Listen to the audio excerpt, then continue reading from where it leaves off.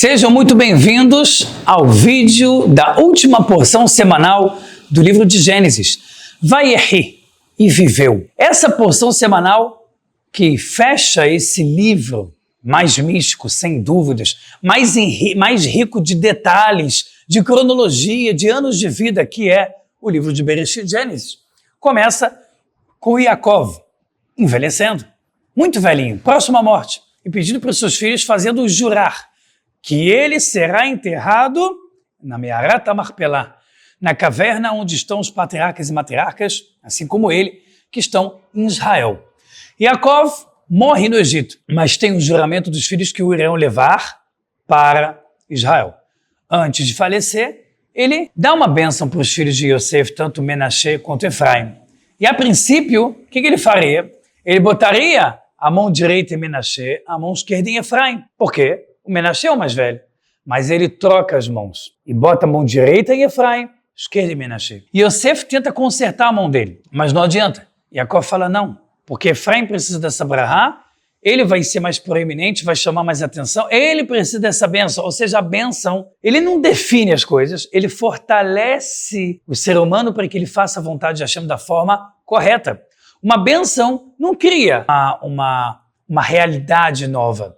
Pode até acontecer milagres revelados, mas o normal de uma bênção é te dar força para vencer algo. E não, agora você não é mais homem, agora eu sou não sei o quê, agora eu estou em outra geração. A ideia da bênção não é ser uma mágica, mas é te dar ferramentas para ser uma pessoa mais forte. Então, Efraim ganha essa brahá. Em seguida, antes de morrer, Yaakov dá uma bênção especial para cada uma das tribos, cada um dos seus filhos. É interessante a gente pegar uma das bênçãos aqui, que é a bênção para Yehudá, Judá. Pessoal, Yehudá, ele é muito enaltecido pelo pai. Yehudá, o próprio nome Yehudá, vem do nome de Hashem, vem de Odayá, que é agradecimento a Hashem. É um nome que por si só é elevado. O pai compara Yosef, compara Yehudá a leões. Primeiro como Gur-Aryeh, como leõezinhos que vão crescer. Yehudá é imponente. Yehudá é pai de grandes reis que vão vir na história. E a gente vê todos eles, o rei Davi, rei Salomão. Yehudá também é chamado daquele que poderia destruir o inimigo e não o destruiu. Que é quem? No caso, Yehudá poderia participar daquela loucura toda para matar o seu irmão Yosef. Mas na hora H de dizer mata, não mata, ele falou não mata. Isso foi Reuvene que conseguiu. Mas depois Yehudá deu a ideia de vender, para que dessa forma o filho não fosse morto. Essa foi a primeira vez que ele salvou o seu irmão. E a segunda é que quando eu estava no finalzinho da paraxá passada, junto com Vaigash, no encontro de Yaakov, de Yosef com seus irmãos, no momento que Yehudá falou, não deixa Benjamim ficar aqui. Meu pai vai sofrer muito, meu pai vai morrer se ele souber disso. Ele vai ficar desesperado. E Yehudá teve coragem de enfrentar o rei, né, o vice-rei, ele teve coragem de enfrentar para manter a palavra dele que ele prometeu. Pessoal, Yosef, ele tem os dois filhos que vão virar duas tribos, e é interessante porque Yosef é chamado de filho duas vezes, né, então a Kabbalah fala que tem uma ligação interessante aqui. Yosef é chamado de meu filho quando ele achou que o filho tinha morrido, e depois ele é chamado de meu filho quando ele viu que ele estava vivo e ele quis ir correndo para encontrar o filho. Beni, duas vezes. Daqui a gente vê que é por isso que de José e Yosef veio duas tribos.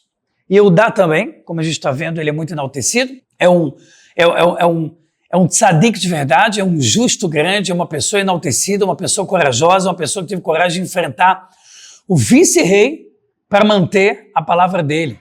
E Yehudá também prometeu que ele ia perder o mundo vindouro se ele não trouxesse Benjamim.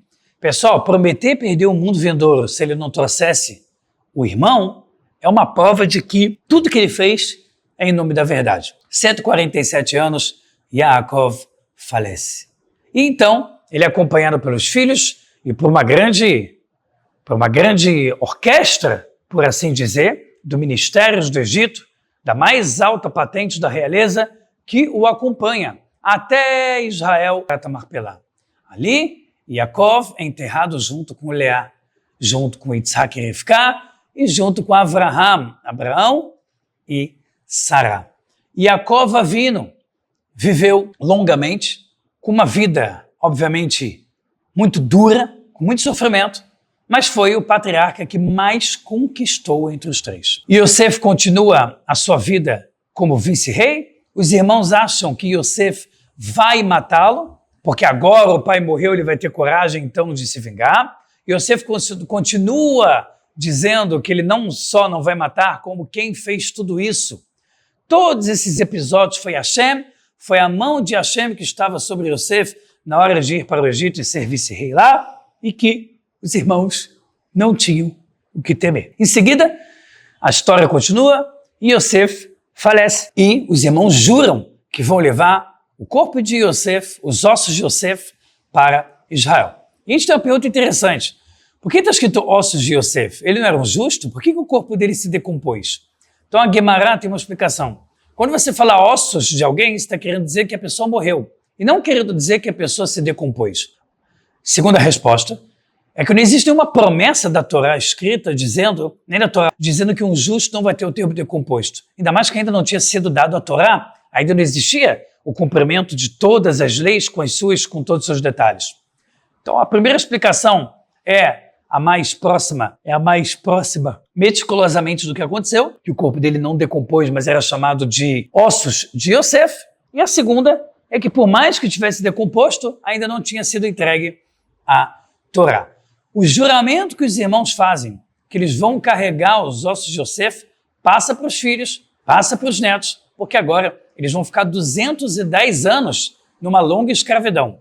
E quando eles forem redimidos para eles serem tirados do Egito, caminhar pelo deserto e ser levado para Israel, Yosef será levado, inclusive até hoje, o túmulo de Yosef fica em Israel, na entrada de uma cidade árabe, que é um islamismo radical, então tem que entrar com muita escolta, com tudo blindado, não é fácil, mas ali está enterrado Yosef, o justo, até os dias de hoje. E assim termina esse glorioso livro de Bereshit, que ensinou tanta coisa para a gente, que é difícil até enumerar. Quantos conceitos, quanto do nosso caráter pode melhorar se a gente se aprofunda no livro de Bereshit. E eu aproveito para te aconselhar que se você não estudou direito o livro de Bereshit, se você não se aprofundou bem no livro de Bereshit, volta do começo, estuda versículo por versículo, estuda, discute com teus sobre o tema, pega explicadores da Torá como Rashi, como Ramban, como Ibn Ezra, como Baliaturi e outros, para que você possa realmente enriquecer em sabedoria. E se você quer saber também sobre os reis, saber sobre Jerusalém secreta, sobre coisas interessantíssimas de Israel, de profecias que estão atrelados e muito com o livro de Bereshit, inclusive sobre os misticismos da criação do mundo, aproveita para você assinar hoje mesmo toracomvocê.org. Você assinando lá mensalmente com um valor pequeno, você tem acesso a todos os cursos de Torá que eu já dei, inclusive os cursos novos que eu venho colocando e gravando, incluindo todo o curso de hebraico com todas as apostilas para que você cresça em hebraico, cresça em Torá espiritualmente com um valor pequenininho para se tornar cada vez uma pessoa melhor. Shabbat Shalom Mevorach e vai Torá!